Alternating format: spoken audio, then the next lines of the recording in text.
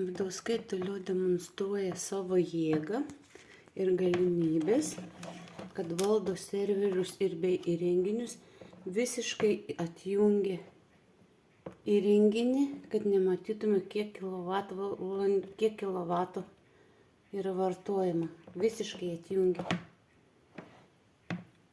Kitas įrenginys tik tai rodo vatus. Tai va, Badauskai gali valdyti įrenginiu, jį atjungti, įjungti, suklaidinti rodmenis.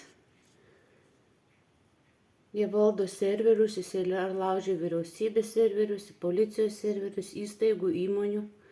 Rodo, kad mano vienas įrenginys yra Viešvinuose Lentpjūvėje, kitas Vilniuje, Kaune, biuro įmonėje, Doviliai, Klaipėda, ten, kur Badauskaitė Ligita gyvena.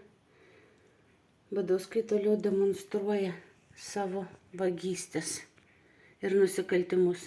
Telšių policija ir ESO Ignitis dangsto elektros vagystę bei kibernetinius nusikaltimus. Mus gali nužudyti, nes apsaugos kameros yra visiškai išjungtos.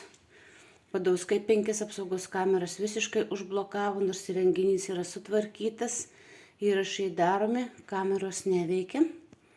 Mes negalim jų peržiūrėti.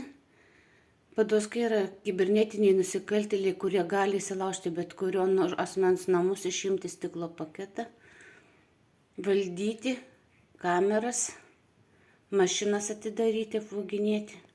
Tai jie dabar viešai demonstruoja, nes dangsto patys pareigūnai. Telšių policija yra susijusi su šios grupuotės nusikaltimais. Tai yra jau tapo tolygiai maniakai, tiek Telšių policija, tiek šitie iškrypę žmonės, nes jie mėgaujasi kiekvieną smulkmeną galėdami pakenkti, net sunaikindami, užblokuodami žinutes, kurios buvo parašytos kvietimas į laidotuves draugės vaikų. Jie perėmė skambučius, ištrynė žinutes, visiškai buvo užblokuotas telefonas 2 dienas.